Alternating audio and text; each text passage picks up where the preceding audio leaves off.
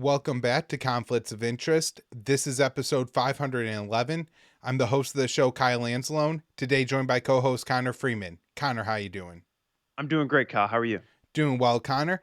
We got a little bit of news on the show today. We've had some weeks here where it's absolutely been flooded. So some of the news about the Israel war has slowed down a little bit. It's awful, but there just hasn't been quite as much reporting this past weekend. But we do have a lot to talk about on today's show and want to remind people that we are holding our end of the year fundraiser at the Libertarian Institute. We are over a third of the way to our goal, so come over, help us get that last little bit we need to put us over the edge. We only do 2 fundraisers a year, and so you're buying yourself a lot of great content when you donate to the Institute. And of course, anybody who has donated, we really do appreciate it, and you're helping this show keep going. So with that, Connor, let's get into the news today.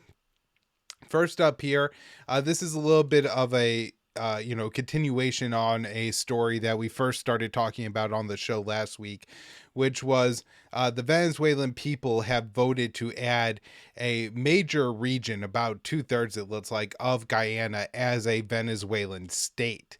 And so we now have Venezuela saying that U.S. military drills in Guyana are a provocation. So the Venezuelan defense minister said this unfortunate provocation by the United States of ExxonMobil in Guyana is another step in the wrong direction. We warn that we will not be diverted from our future actions for the recovery of this region of Guyana. And also, Connor, I think I talked about this on the last show, that some of the discoveries, the offshore oil discoveries off the coast of Guyana and in this particular region are being I guess explored by ExxonMobil.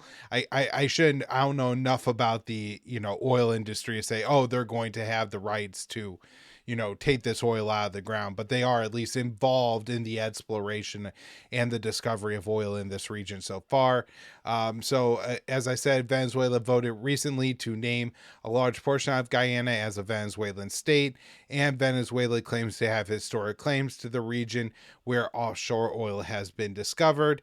After the Venezuelan vote, Washington voiced its support for Guyana and said that the U.S. would conduct military drills in the country. I'm not sure if those military drills have happened yet, but it looks like they will happen soon. All right, I have a few stories on Israel here before I hand it over to Connor. Destruction of Gaza compares to years-long World War II bombing, and this is according to the Financial Times. Citing estimates of damage to urban areas, military analysts say the destruction of northern Gaza in less than 7 weeks has approached that caused by the years-long carpet bombing of German cities during World War II.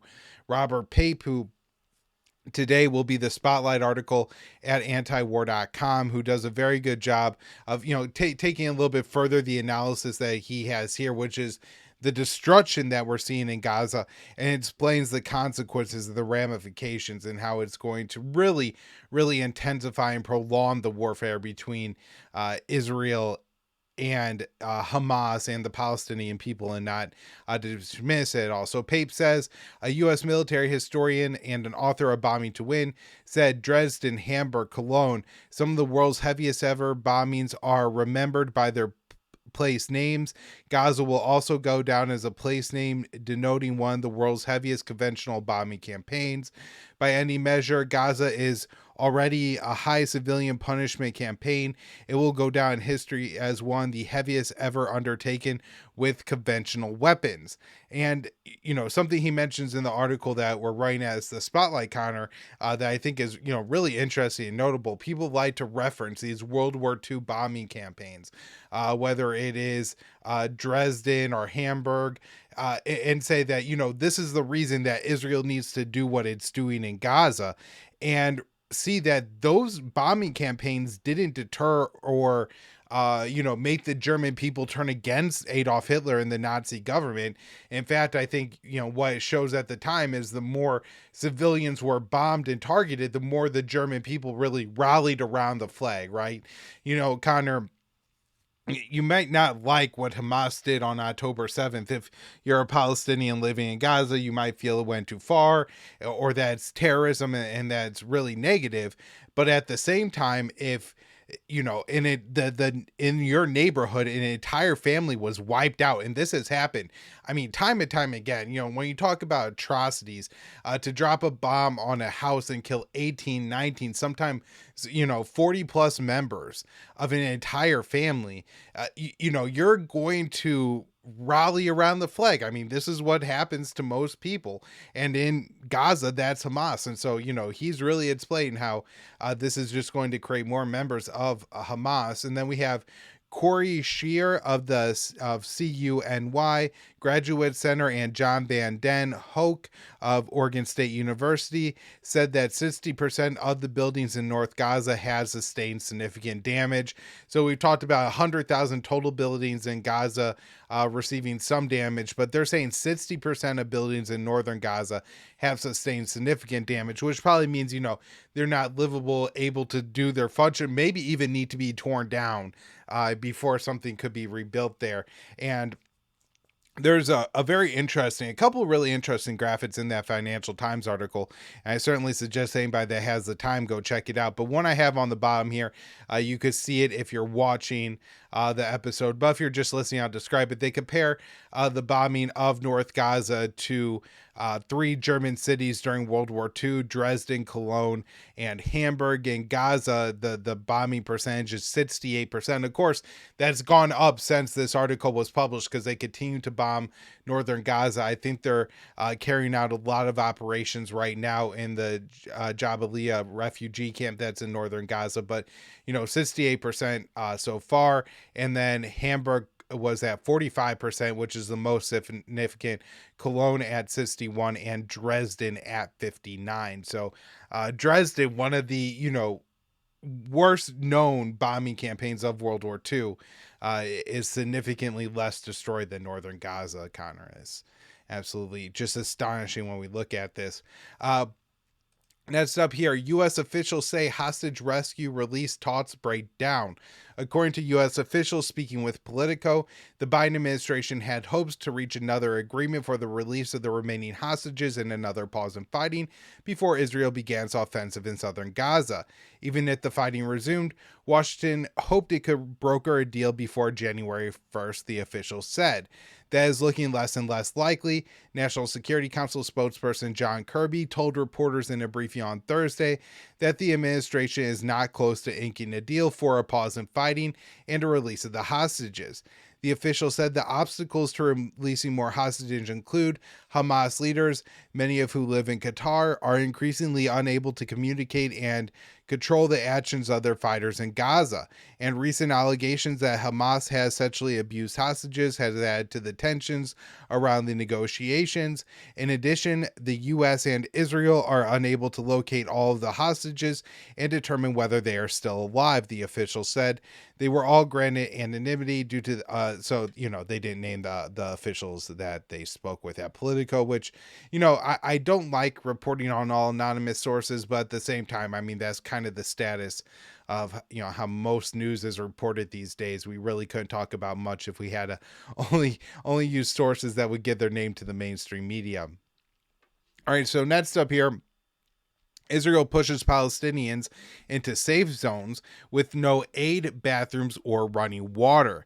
The Israeli plan to force Gazans into designated regions it claims are safe zones is causing a humanitarian nightmare.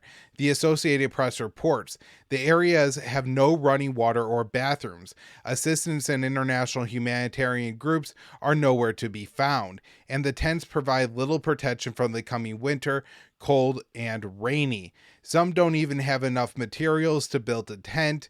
A joint statement signed by leaders of some of the world's largest humanitarian groups, including the UN agencies, CARE International, Mercy Corps, and the WHO, said without the right conditions, concentrating civilians into such zone in the context of active hostilities can raise the risk of attack and additional harm.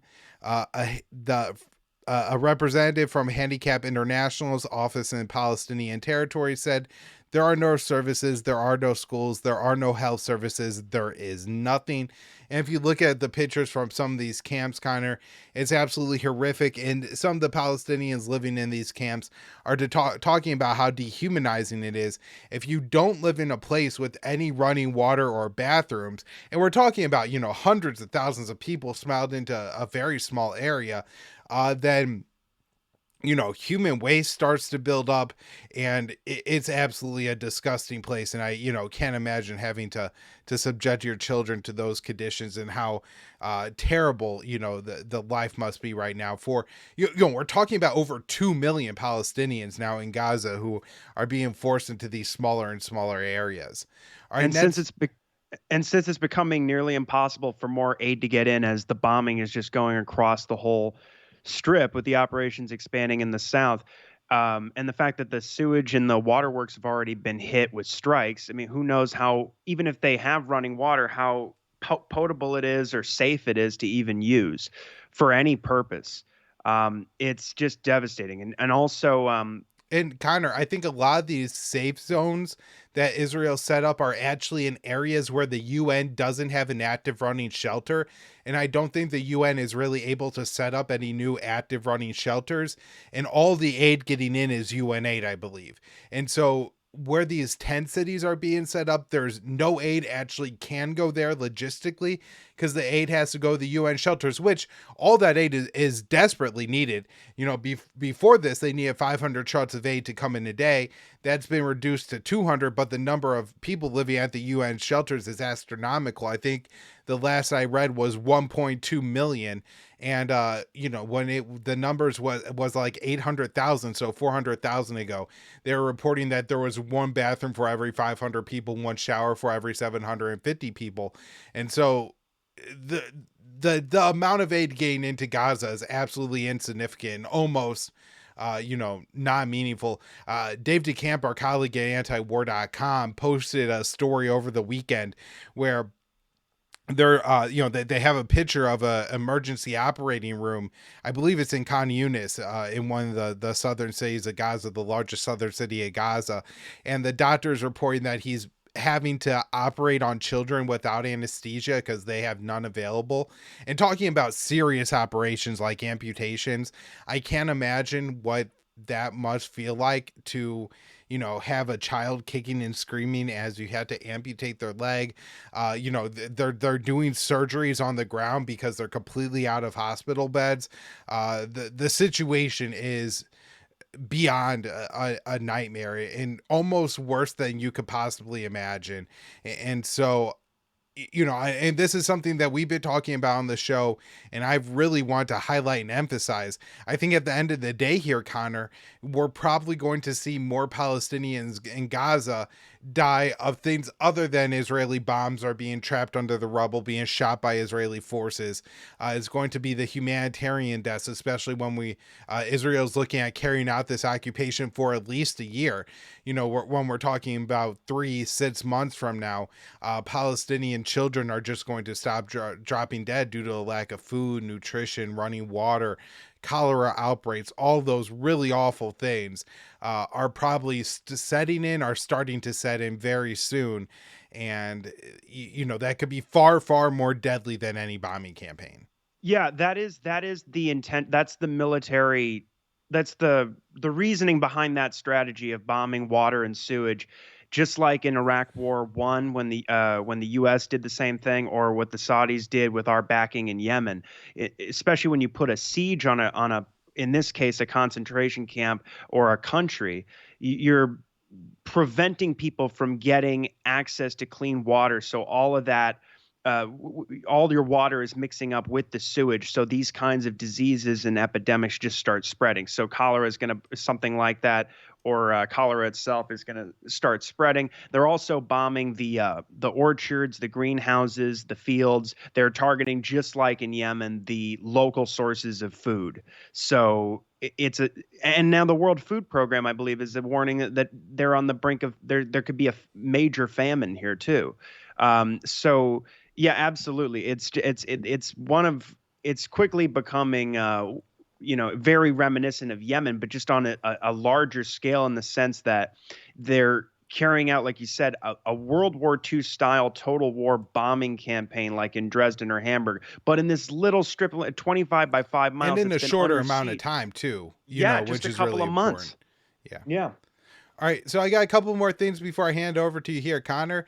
First up, Haaretz editorial board warns Israeli jails must not become execution facilities, and I'm guessing that this is, mostly a lot of the stuff that you've been covering, Connor, is how the situation for Palestinians has, really deteriorated, not only in Gaza, which, for very good reason is 90% of our focus, but in the West Bank, it has become a real brutal occupation, more so all the time, for the people living there. And I think this is, kind of goes on to this. So the authors of the Haaretz editorial board article say the deaths of 6 Palestinians in Israeli jails since the war with Hamas began 2 months ago is a flashing warning light. At least 2 of the prisoner bodies bore signs of violence, and an autopsy report on one disclosed that he had broken ribs and a broken sternum. Evidence of medical neglect in some cases raises the suspicion that at least 2 others died due to lack of proper medical treatment. The situation is so bad that lawyers say they have tried to get hearings held without the detainees present in order to spare them the violence en route to the courtroom.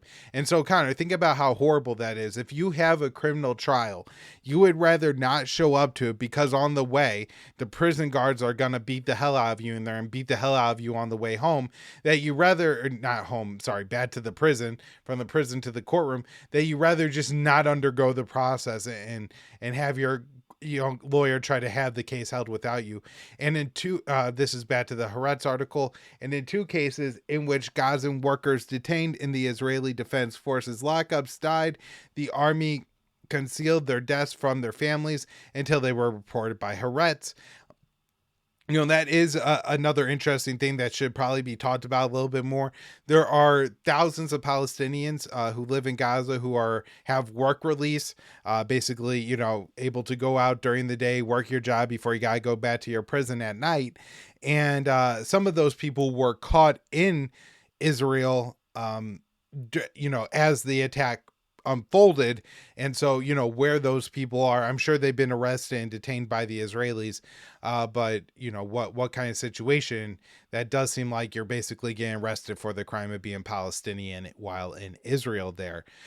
So last up here from the article, the violence and neglect isn't happening in a vacuum. Ever since Ben-Gvir was appointed national security minister, he has been waging a campaign to worsen prison conditions for the so-called security prisoners. But since the war began, the situation has gotten much worse. The Knesset decided that prisoners can be bedded down to the floor, while the prison service stopped providing electricity to outlets and cells, cut back to the hours when lights are on, and reduce time in the showers. And Connor, this along with the some of the pictures that Israel released this weekend of alleged detained or surrendered Hamas fighters, all sitting naked in their underwear lined up outside, is probably going to invoke a lot of feelings and reminiscent of Abu Ghraib for people in the Middle East, especially. And again, just another part of the really campaign by Israel to dehumanize and eliminate the Palestinian people. All right, so this morning, we're recording this on Sunday, December 10th. We'll release it Monday morning, of course. But Antony Blinken was on the Sunday morning shows earlier today, and one of the things they said was, we have discussions with Israel about the duration as well as how it is prosecuting this campaign against Hamas. These are decisions for Israel to make. And so Blinken is basically saying here, what happens to Gaza after the military campaign, how it's conducted, we're not telling, we're giving them advice, we're having discussions with them, but we're not telling them what decisions to make, which of course, Connor, is a green light to Netanyahu to go ahead and cleanse Gaza of Palestinians.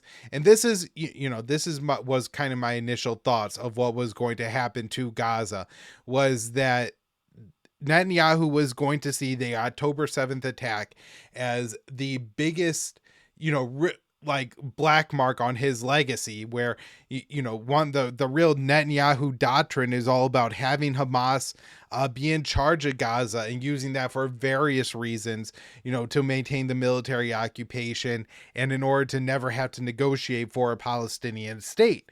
And so when Hamas carries out the October 7th attack, when the Israeli government has all this foreknowledge, is of course, just going to destroy Netanyahu's legacy, along with, the fact that not only he gets run out of office for that, but then ends up in jail on all these corruption charges that it seems quite literally, Connor, the only thing keeping him out of jail at this point is the fact that he is prime minister and has been able to orchestrate the government and put ministers in certain positions to make sure that his trial cannot move forward.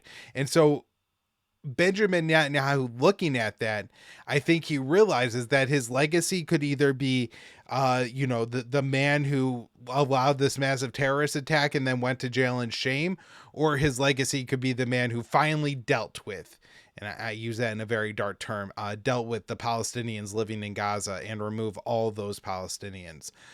So that was Blinken's comment. And then the last thing here is, again, this is pretty new, fresh story. Houthis say no ship bound for Israel will cross the Red Sea. We've had Hamas say that they're going to target Israeli ships. I believe this is the first time they just said any ship that's bound for Israel. I'm not sure how the Houthis have all the intelligence to know which ships are bound for Israel or not. Of course, they could make mistakes, take ships that aren't bound for Israel or don't have a real connection to Israel. So that's always possible, and it's probably just going to be a real nightmare for any commercial ship operating in the Red Sea. And the Houthis say they are doing this because of Israel's continuation of horrific massacres in Gaza. All right, Connor, what do you got? Yeah, absolutely. So we're going to cover some of the brutal attacks by the settlers in against Palestinians in the West Bank, and including we're seeing some villages that are being entirely depopulated as the war in Gaza continues. It's it's the sort of a running theme here of the coverage on the show about the West Bank. It's just become open season on the Palestinians there. They've already killed more Palestinians in the West Bank since October 7th than they did before October 7th, where the number was already in the West Bank and East Jerusalem, I believe, up to about 100, almost 190. But before we do, I just want to point out that, to your point about Netanyahu seeing this as for political reasons and, saving, his own skin, especially facing the corruption trial and what, if any, consequences he'll face for being so derelict in duty as being the leader of the security force and allowing the attack to take place on the 7th, either by negligence or something worse. But this is the opportunity for, he could make his legacy being the guy who wins back Gaza, the prime minister of Israel, who takes Gaza back, turns it into a parking lot, as we've heard, commits this genocide, pushes all the Palestinians that aren't killed out or starved or killed with the diseases, and then he takes it all back. I just want to note, I was reading Daniel Larison's Substack this morning, and he mentioned that the Biden administration is increasingly justifying its unconditional support for the war by claiming that they want this to be, quote, the last war between Israel and the Palestinians. And he says, as Biden said in his strange op-ed in the Washington Post last month, quote, our goal should not be simply to stop the war for today. It should be to end the war forever, break the cycle of unceasing violence and build something stronger in Gaza and across the Middle East so that history does not keep repeating itself. And that's just a strange comment, to say the least. And it reminds me of Netanyahu going to the General Assembly and holding up that big map of the Middle East with Palestine from the river to the sea completely erased. Anyway, I think it dovetails with this current story of what's going on in the West Bank, because it's the war on Palestine, not just Gaza right now. So this is an article I wrote on Thanksgiving. For antiwar.com, settler violence, dispossession, and displacement accelerate in Hebron amid Gaza war. So scores of Palestinians in these rural areas are being displaced. We have settlers burning their homes, destroying their solar panels, stealing their sheep, and vandalizing other property. So as I read, amid Israel's brutal bombing campaign and invasion of the besieged Gaza Strip, which has killed many thousands, illegal settlers in the West Bank have vastly ramped up their attacks, murders, and land theft against indigenous villagers. So, roughly 270 Palestinians, including more than 60 children, have been killed in the West Bank since the bombardment of Gaza began. Thousands more have been injured by Israeli forces and settlers during this period. And so, this write-up is based on a recent investigation that was published in 972 magazine, which is an Israeli outlet, with several writers who are highly critical of the occupation. They do great work. And so the report documents the assault against Palestinians in the southern city of Hebron and its surrounding areas. So the author, Amjad Iraqi, reports that, quote, in multiple places, Palestinians were forced to leave their residences under the weight of settler attacks launched day and night. The settlers have burned homes, stolen sheep, blocked roads, and vandalized property. They have shot, beaten, threatened, and body searched Palestinian residents. Even the city of Hebron has not been spared from this campaign, with the Israeli army and settlers imposing a lockdown in the area known as H2 and emergency laws further extricating perpetrators from accountability. So since the October 7th Hamas attack in southern Israel, about 400 Palestinians located in the Hebron region, including over 250 women and children, have had to flee their land and their property. The communities of Kirbet Zanuda, Atriyaya, Kirbet Anazan, Maktal, Masalam, Al Radim, and Al Kanub have been entirely evacuated, and several have been seized by Israeli settlers. On the morning of October 7th in Kirbet Zanuda, settlers attacked violently, targeting families and destroying their solar panels and stoning their tents in which they had slept at night for years to avoid being attacked in their homes by settlers. I'm noticing that's a common thing, where the house attacks in the middle of the night become such an issue that families will literally sleep in their cars or in tents outside their homes. Just terrifying. As soon afterward, the village was, quote, completely abandoned. So then on October 9th, in Al Kanub, north of Hebron, was attacked by more than 36 armed settlers. A 76-year-old sheep farmer named Mohammed Shaladela and his family of 10 were violently kicked off their land by the settlers. Around 4 p.m. in the afternoon on the same day, the armed settlers stole this man's entire flock of 150 sheep. They broke every one of his solar panels.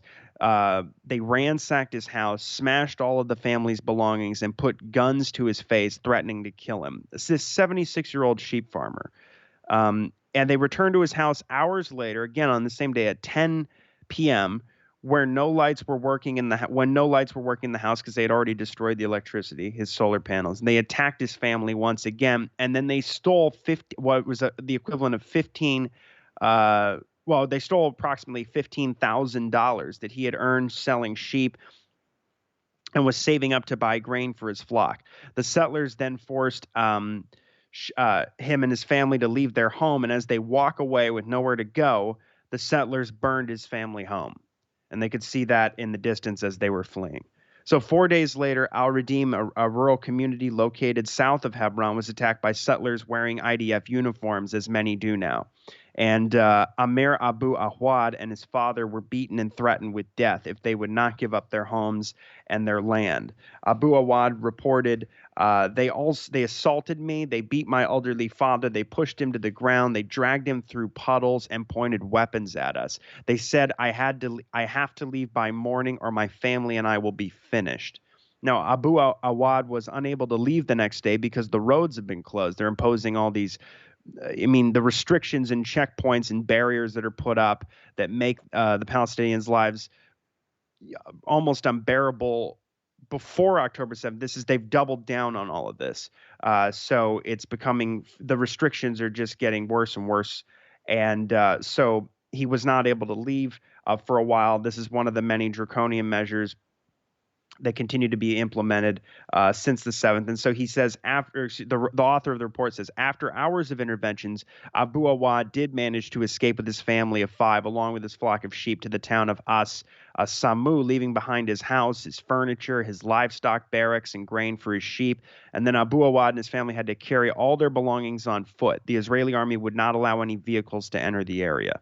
So that evening, settlers returned to Al Radim, and then they demolished Abu Awad's home with a bulldozer. They also set about destroying his grain, his livestock barracks, and his solar panels. The quote was, "Nothing remained except ruins."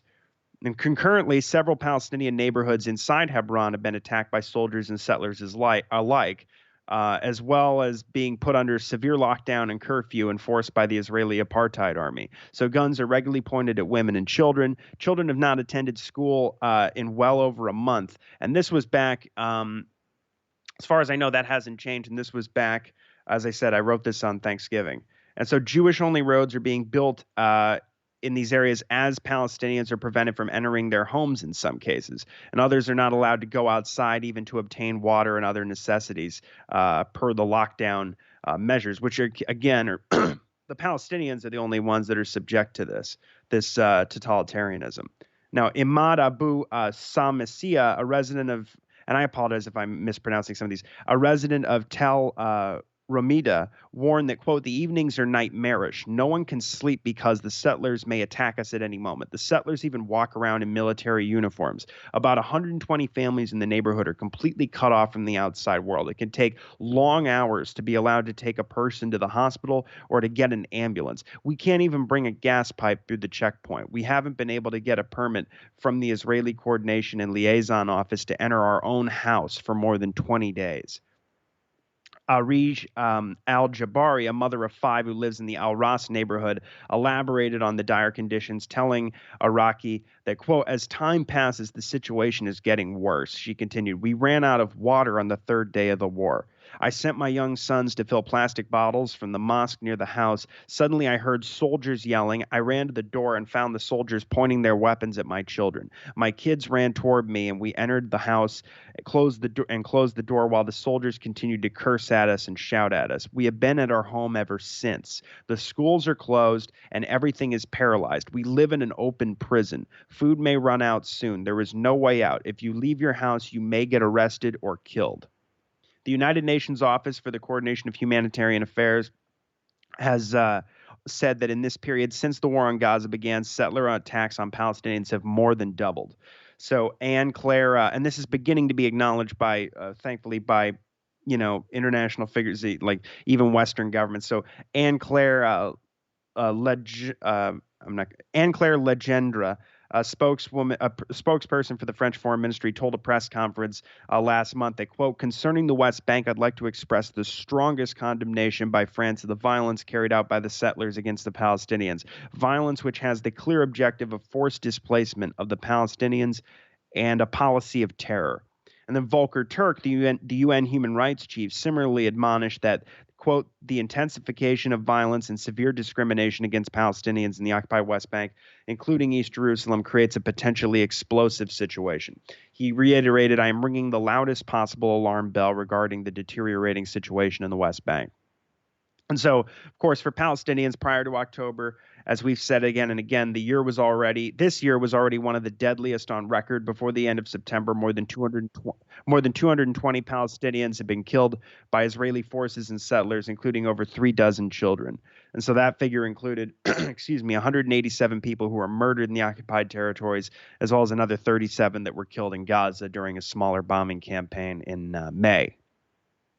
Okay, so now I have a few more updates on the West Bank from Al Jazeera. This is just more of a summary of what's going on. There's an article here with several photographs that people should take a look at, but it's called "Occupy West Bank Faces Growing Israeli Aggression Amid Gaza War." So they just write that 2 months have passed since the October 7th cross-border attack on Israel by Hamas fighters. During this period, relentless airstrikes and ground attacks have killed at least 17,000 Palestinians and injured more than 43,000 in the enclave. Meanwhile, Israeli authorities are stepping up arrests of Palestinians in the occupied West Bank and East Jerusalem, with around 7,800 people being detained in these areas over the past 2 months. Palestinian detainees are typically imprisoned over allegations of hurling stones at Israeli forces and are frequently arrested during demonstrations or marches in Palestine. And we've seen Palestinians killed as well during these protests against the war in the West Bank. That's according to Raed Mohammed Mahmoud Amer, the president of the Palestinian Prisoners Society, who says that on a daily basis, Palestinian cities, villages, and camps are raided, during which dozens are arrested. The raids include sabotage operations, house searches, and detainees being assaulted during the arrest operations and transporting them to investigation and detention centers. Noting that Israel had arrested a, quote, large number of young men from the cities of the West Bank, even as the assault on Gaza continued, he said the total was many times the number of those released during the humanitarian pause. A total of 2,873 are being held in administrative detention without charge or trial, usually due to suspected security concerns. And he says, as for the arrests in Gaza, there are a large number of people arrested by the Israeli occupation and taken to unknown places for investigation. He says, until now, we do not know the names and numbers due to the ongoing war, warning that their lives are in real danger, considering that neither the Red Cross nor the human rights institutions are allowed to visit them. And a total of 273 Palestinians have been killed and more than 3,365 others injured by Israeli forces and settlers in the West Bank since October 7th, according to the Palestinian Health Ministry. So settler attacks against Palestinians and their properties are on the rise, with at least 308 recorded incidents over the past 2 months. As a result of these attacks carried out by the settlers, which are often backed by Israeli soldiers, at least 143 families have been displaced, the ministry said. Displaced Palestinian families add up to more than 1,000 people, including 388 children. So this is another recent piece from the 7th. Israel intensifies daily raids on occupied West Bank. This is from Al Jazeera again. The Israeli army is intensifying its raids on the occupied West Bank, with near daily incursions taking place all across the territory. At least 4 Palestinians, including 3 teenagers, were killed in such attacks in the last 24 hours. Al Jazeera's Charles Stratford said, reporting from Ramallah late this past Wednesday. So 60 Palestinians were arrested during that time. And the 4 killed included a 16-year-old in Jenin, in the northern West Bank, 2 brothers in Tubas, and 1 in Balata in Nablus, the correspondent said. Meanwhile, overnight in Tulkarem, a city in the north, an improvised explosive device went off while a convoy of armored vehicles drove by. Stratford said, we're getting reports about a raid on the refugee camp in Tulkarem. It's often described as a center for the Palestinian armed resistance. Several Palestinian workers from Gaza were detained overnight following an Israeli raid on the town of Fahroun near Tulkarem, according to the Wafa, the Palestinian news agency. Sources from Tulkarem told Wafa that Israeli forces raided the city's Kamal Salama building and took the workers from their residential apartments.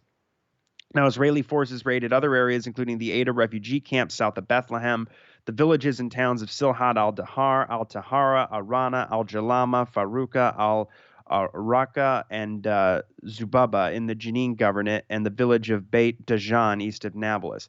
So in the West Bank, there have been more than 3,640 Palestinians arrested just since the 7th. The West Bank has been seeing surging violence in parallel to Israel's 8-week-old war in the Gaza Strip, which has killed, well, anyway, they're going through the other figures. But Israel says it's targeting, they're just making the point that the settler attacks are, of course, on the rise. Let's see, Stratford says settler attacks in tandem with these raids means that millions of Palestinians across the occupied territories are facing terrifying pressure on a daily basis. The UN says that these attacks have doubled since October 7th, with 308 attacks recorded until about 3 days ago, and at least 8 Palestinians killed in these settler attacks. The United States on Tuesday announced a move to impose visa restrictions on, quote, extremist Israeli settlers involved in undermining peace, security, and stability in the occupied West Bank, which is, I'll look into that more, but it seems more or less like a token gesture. Just what's going on in the West Bank. I mean, everybody talks about conditioning aid to Israel over what they're doing in Gaza with the full clip genocide. But in the West Bank, just what they're doing in the West Bank should be grounds for cutting off aid to Israel, or at least threatening to credibly from the White House, because this is all I mean, if we're talking about a genocide and ethnic cleansing campaign, it's all happening in. It's not just happening in Gaza; it's happening in the West Bank. It's happening in East Jerusalem, and so I mean, it's just shocking the level of terrorism that these people are facing here in their own land. And you have, of course, more and more of these settlers working from these ultra orthodox settlements who have criminal records that are now, or they're reservists, and now they're donning these IDF uniforms and just waging just terror campaigns against the elderly, women and children, as we've just covered, taking people's property, assaulting them, and just dehumanizing them in every possible way you can imagine. These are the people that aren't being arrested and tortured in prison without charges, too. So it's just absolutely inexcusable that the White House, and of course, we're sending over M16s to the West Bank with a pinky promise from the Israelis and Itmar Ben-Gvir that those won't go to the settlers, which, of course, is just the way the situation is there. I mean, the Palestinians can't even tell who's a settler and who's in the IDF anymore because they're all wearing now, or so many of the settlers that are doing these attacks and these raids are wearing IDF uniforms. And so anyway, it's just absolutely disgusting what's going on. Okay, so this next story is about Syria.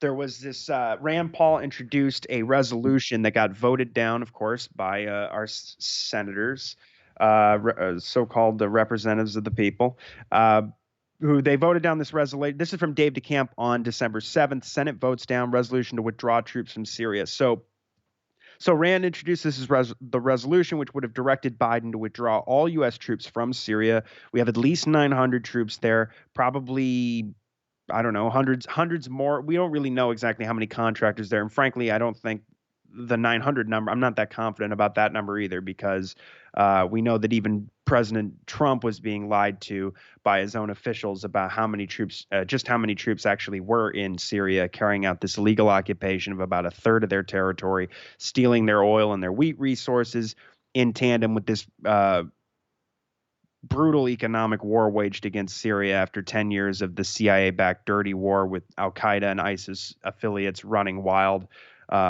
getting hundreds of thousands of people killed. So now they have a policy of, preventing in perpetuity the reconstruction of the country until Assad is removed from power. So effectively, it's still a regime change policy. And so this is part of the economic war, and it's meant to put pressure on Iran, of course, because Syria has to lean on Iran more and more, which ironically, the point of this strategy in the first place was to try and break them apart.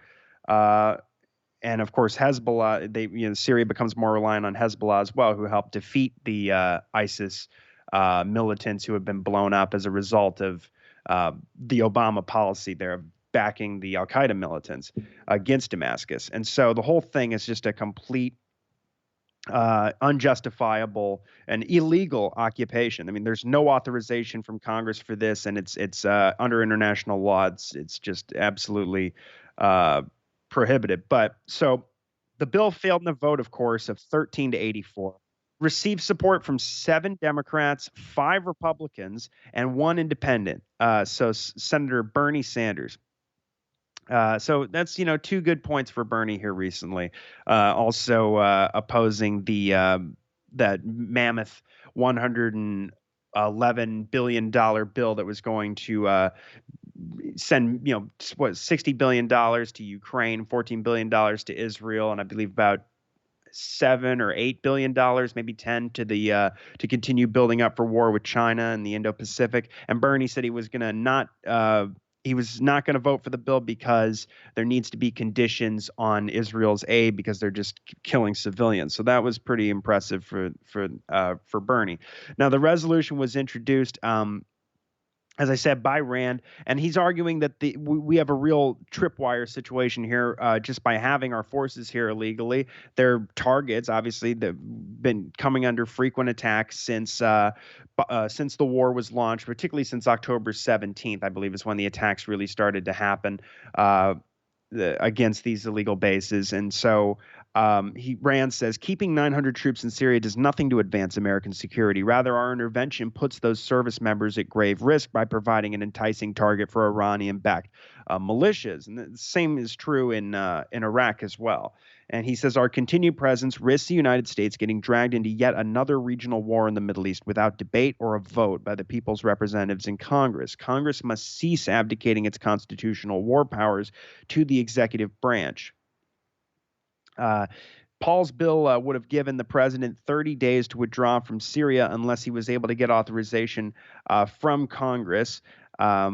The resolution received support from Robert Ford, who was U.S. ambassador to Syria from 2011 to 2014, when the U.S. first threw its weight behind the regime change effort against Syrian President Bashar al-Assad. He said, we owe our soldiers serving there in harm's way a serious debate about whether their mission is in fact achievable. Absent a debate and authorization of such a mission, our troops should be removed. Consideration of SJ Res 51 is an important opportunity for the Senate to take a step towards that necessary outcome.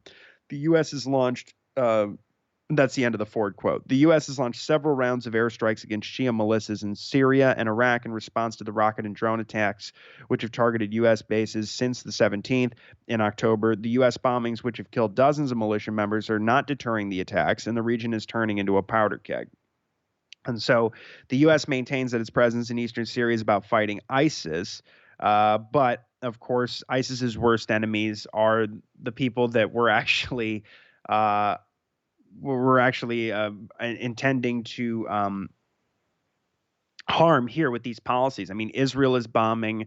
They just killed a couple of IRGC, Iranian Revolutionary Guard Corps members in recent strikes. And Israel's been bombing Syria on a nearly weekly basis for years and years. And it's stepped up since the war on Gaza began, blowing up the Damascus International Airport and the Aleppo International Airport left and right. And and also they killed very often Syrian Arab Army soldiers and Syrian civilians and bombed more civilian infrastructure beyond just the airports. And the U.S. does the same thing. I mean, they're usually targeting these Shia militias even when they don't feel like that there's any. They don't see that they have any obligation to ever prove that the groups that they bomb are in fact responsible for the attacks on the bases, because there's so many groups there that would either, it's in the interest of ISIS, as we've seen in the past, to try and get a war going between these groups because they're enemies of both. And so they can exploit situations like that and profit from that kind of chaos. But so anyway, of course, we're targeting Damascus with this economic war, the Caesar Act sanctions. We're preventing Syria from doing any business with any firm or individuals of any nationality, or targeting specifically construction and engineering sectors, and they want the country to remain in rubble. So the U.S. maintains crippling economic sanctions on Syria designed to prevent reconstruction, and and of course, they're stealing the oil and the wheat and breaking the back of the farmers in the region as well. So this last story is from Zero Hedge. Number of attacks on U.S. bases in Iraq and Syria pushes past 80. U.S. military bases in the Middle East reportedly came under fresh attack on Friday, pushing the total number of attacks since mid-October past 80 incidents. So there were 4 additional attacks on U.S. forces in Iraq and Syria since yesterday, according to a Pentagon official, now 82 since October 17th. Politico's Pentagon correspondent Lara Sullivan wrote. Some media sources put the figure as high as 85. While the fresh attack hasn't been widely reported in Western media, Iran's Mehr news agency is among those regional sources claiming that some 4 American bases in Syria were hit. And one regional monitor, OSINT Defender, said that the attacks on U.S. forces in the Middle East today has been never-ending, with at least 10 rocket and drone attacks reported against 6 different bases in Iraq and Syria during the last 12 hours. So in a Thursday briefing, Pentagon spokesman Sabrina Singh said, this trend of attacks had lessened since the end of the week-long Israel-Hamas truce during the prisoner swaps, and the U.S. is hoping things stay calm in the region. She said, in terms of attacks on our forces, I think it's important to remember that it's good that we have not seen attacks on our forces in the last 24 hours. We would like to see that continue. It's beyond parity at this point. The Biden administration has long asserted that it won't hesitate to defend American forces in the region. They just note here at Zero Hedge that which Kyle covered on the previous show, that there's a report in Politico saying that the U.S. is refraining yet from responding to the Houthi attacks against Israel, the drone and rocket firing. They're firing rockets and drones toward Israel and seizing some Israeli-linked ships. And over fears of sparking broader war. The more important thing there, too, is that they feel like they have to tell Israel not to respond because Israel could kick off if they start attacking Yemen, I think things could really spiral out of control very fast. And the U.S. would definitely get involved at that point. I just don't see any way around that. So, no, importantly, this week, for the first time since October 7th, the U.S. Embassy in Baghdad has come under multiple missile salvos. So damage was reported, but no injuries. And likely attacks will continue to intensify, especially in Syria, as they say, given that Syrian national and Iranian forces are attempting to squeeze American forces out of their illegal occupation there. There have been dozens of American troops who have been injured, including many with traumatic brain injuries. But they're mostly being reported as minor, at least from the government and the official line. And Washington has been intent on, strangling Assad's regime there and the Syrian people economically. And they just note that Turkey also wants the U.S. presence to end, given the Pentagon's support to the Kurds. It wasn't too long ago that we were covering the Turks were just bombing the hell out of the Kurdish regions where the U.S. Occupation forces are as well, and just attacking the oil facilities that the Kurds control and killing dozens of Kurdish fighters. And Washington has been intent on strangling Damascus, just this last week, the Senate voted down the resolution, as we just mentioned earlier. And there's of course, no congressional authorization for this policy at all. But I will say this about the Rand putting forward that bill in the Senate. I'm probably too cynical, but I'm actually impressed that it got 7 Democrats and 5 Republicans to vote yes, and even Bernie, who's been pretty horrible on foreign policy his whole life. It's, because in the Senate, they got over 100 when Matt Gaetz put forward his bill, and he got support from the Progressive Caucus, as well as certainly the members of the Squad, but also that sort of Freedom Caucus wing of the Republicans. And so it's more encouraging to see what can be done in the House, especially with Gaetz. I'd like him to put more bills forward like that now. But it's better than I would expect from the Imperial Senate. But that's all I got for today. But we'll be catching up more on the West Bank and everything else here this Thursday. All right, Connor, thanks for coming back to the show. We'll talk again soon. Thanks, everyone. Thank you, everybody.